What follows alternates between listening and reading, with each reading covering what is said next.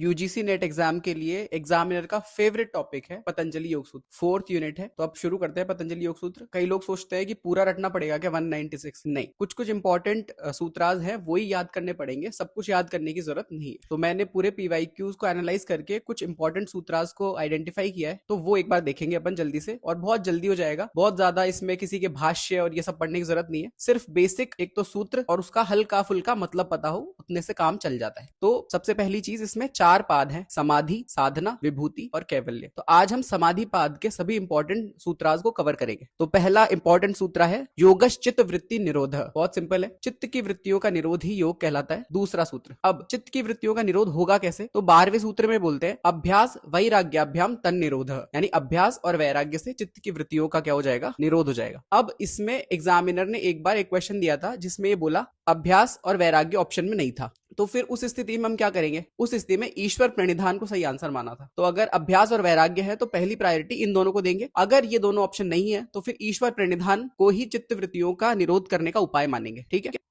अब अभ्यास की डेफिनेशन देख लेते हैं। तो अभ्यास के लिए 4 शब्द हैं: दीर्घकाल, नैरंतर्य तो लंबे समय तक, निरंतर, सत्कार यानी श्रद्धा भाव से, और आसेवित। ये 4 शब्द याद रखने हैं: दीर्घकाल, नैरंतर्य, सत्कार और आसेवित है। ध्यान दीजिएगा, क्वेश्चन में सेवित लिख के आ जाता है, तो सेवित सही नहीं है, आसेवित शब्द है, सत्कारा सेवितो। ठीक है, तो दीर्घकाल, नैरंतर्य, सत्कारा सेवित यानी आसेवित, इन चारों को क्या बोला गया है? अभ्यास बोला गया है।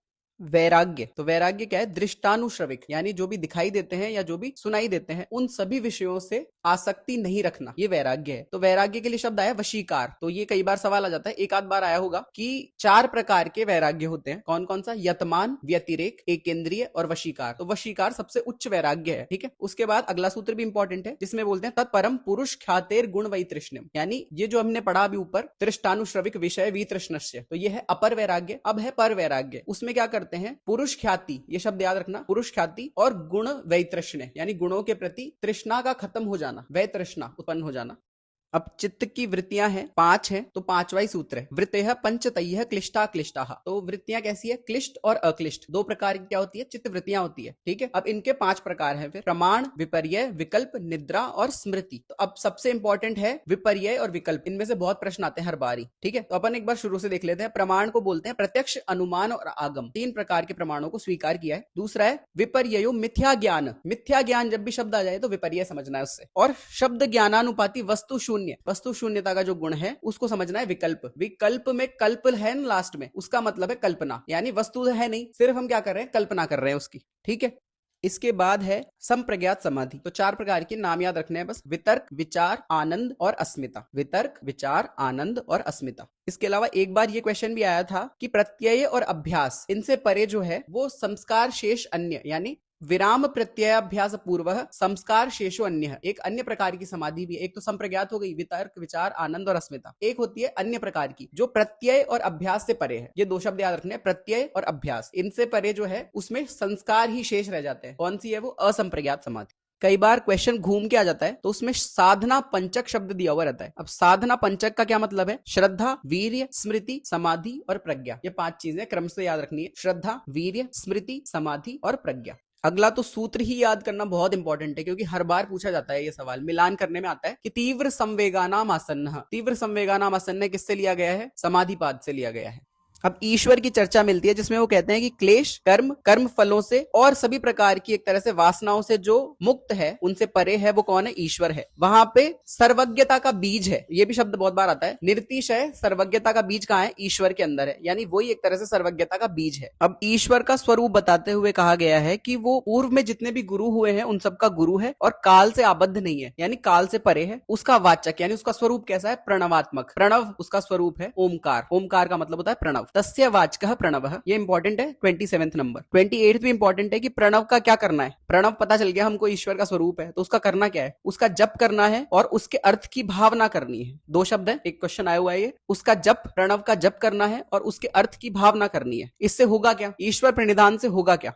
ईश्वर प्रणिधान से प्रत्येक चेतना का ज्ञान और अंतरायों का अभाव हो जाएगा। और अगला बहुत इंपॉर्टेंट, अंतराय भी कहते हैं इसको, विक्षेप भी कहते हैं, या बाधाएं भी कहते हैं, योग साधना में बाधक तत्व एक तरह से, ठीक है। तो ये बहुत इंपॉर्टेंट है, इनको लाइन से याद रखेंगे। व्याधि स्त्यान संशय प्रमादा लस्या विरति भ्रांति दर्शना लब्ध भूमिकत्वान अवस्थित्वानि चित्त विक्षेपास्ते अंतराया। यानी व्याधि शारीरिक कोई रोग हो जाते हैं, स्त्यान संशय प्रमाद आलस्य अविरति, अविरति मतलब विषयों में आसक्ति, भ्रांति दर्शन अलब्ध भूमिकत्व अनअवस्थित्वानि, ये शब्द हैं। ये सारे शब्द एज इट इज याद रखने हैं, बहुत इंपॉर्टेंट है। और इस सूत्र का नंबर है 30 नंबर, तो ये नंबर भी याद रखना है। इसके अलावा कुछ उप विक्षेप या फिर सहभुव भी कहते हैं इनको, ये उप अंतराय है एक तरह से, कि इनके साथ प्रकट होते हैं। जो अंतराय बताया ना, व्याधि स्त्यान संशय प्रमाद आलस्य विरति भ्रांति दर्शनालब्ध, ये वाले, इनके साथ कौन कौन से आएंगे? दुख दौर मनस्य अंग में जयत्व श्वास प्रश्वासा विक्षेप सहभुव। तो ये सारे भी याद रखने हैं वापस से। देखो अंतराय कौन कौन से हैं? व्याधि स्त्यान संशय प्रमाद आलस्य अविरति भ्रांति दर्शन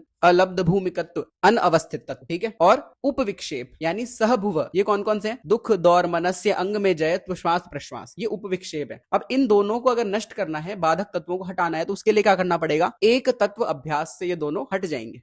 अब ये 33वां सूत्र भी बहुत इंपॉर्टेंट है। इससे लेके और 39 यानी 33 से लेके 39 तक चित्त शुद्धि के उपाय बताए गए हैं, जिसमें भी 33 तो बहुत इंपॉर्टेंट है। तो वो क्या बोल रहा है? मैत्री करुणा मुदिता और उपेक्षा, यानी जो सुखी है उससे मित्रता रखनी है, जो दुखी है उसके प्रति करुणा का भाव रखना है, जो पुण्यात्मा है उसके प्रति मुदिता यानी एक तरह से हर्ष का भाव रखना है, प्रसन्नता का भाव रखना है, और जो पापात्मा है यानी जो दुष्कर्म करता है, पाप कर्म करता है, उसके प्रति उदासीनता का भाव या उपेक्षा का भाव रखना है। इससे चित्त शुद्धि होती है। तो चित्त शुद्धि के उपाय कितने हैं? टोटल 33 से 39 7 उपाय हैं। उसमें से पहला उपाय क्या है? मैत्री करुणा मुदिता उपेक्षा, ठीक है, चित्त शुद्धि के हैं ये। दूसरा है प्रच्छर्दन विधारणाभ्याम व प्राणस्य, ठीक है, प्राणायाम एक तरह से शॉर्ट में अगर अपन समझे तो प्राणायाम इसका मतलब। विषयवती व प्रत्युत्पन्ना मनसा स्थिति निबंधिनी, यानी मन को किसी एक निश्चित स्थान से बांधना। विशोका व ज्योतिषमती वीत राग विषयम व चितम स्वप्न निद्रा ज्ञानालंबनम व और यथाभिमत ध्यानाद्वा। तो ये चित्त शुद्धि के उपाय बताए इन्होंने 7, जिसमें सबसे इंपॉर्टेंट है मैत्री करुणा मुदिता उपेक्षा। उसके बाद में फिर प्राणायाम है, मन की किसी एक स्थिति में उसको बांधना है। उसके अलावा कोई ऐसा महापुरुष जिसका जो चित्त था वो राग और विषयों से मुक्त हो चुका था, उनका ध्यान करना या ध्यान करना, ये सब चीजें, ठीक है। तो चित्त शुद्धि के उपाय अगर आएंगे तो 7 आंसर है। और चित्त शुद्धि के तरीके अगर आएंगे तो मैत्री करुणा मुदिता उपेक्षा। मैत्री सुखी से, करुणा दुखी के प्रति, मुदिता पुण्यात्मा के प्रति, और उपेक्षा पापात्मा की।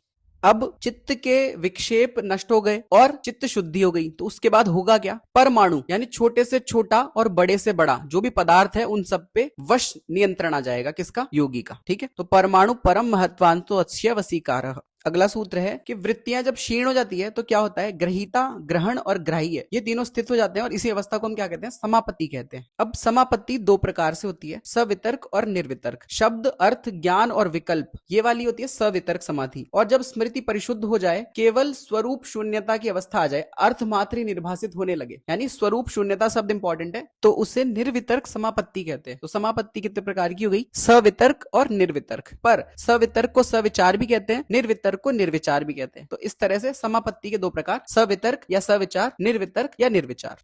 अब महर्षि आगे कहते हैं कि जितनी भी समाधियों की मैंने अभी तक बात करी है, भले वो संप्रज्ञात असंप्रज्ञात हो या सवितर्क निर्वितर्क सविचार निर्विचार, वो सारी समाधियां कैसी है? सबीज समाधियां, यानी उसमें संस्कार शेष रह जाते हैं कुछ ना कुछ। अब निर्विचार वैशारध्य अध्यात्म प्रसाद है, बहुत वेरी वेरी वेरी इंपॉर्टेंट। निर्विचार वैशारध्य अध्यात्म प्रसाद है, यानी निर्विचार जो समापत्ति है उसके बाद जो अवस्था आएगी उसको अध्यात्म प्रसाद कहते हैं। तो इससे क्या होता है? जो सर्वोत्कृष्ट मानव चेतना है उसका नाम है ऋतंभरा तत्र प्रज्ञा, वो प्राप्त हो जाती है। यानी निर्विचार समापत्ति के बाद में अध्यात्म प्रसाद की स्थिति आती है, जिससे क्या होता है? ऋतंभरा प्रज्ञा प्राप्त हो जाती है। ये क्वेश्चन भी आया हुआ है कि मानवी चेतना की सर्वोत्कृष्ट जो अवस्था है वो क्या है? वो है ऋतंभरा प्रज्ञा, ठीक है।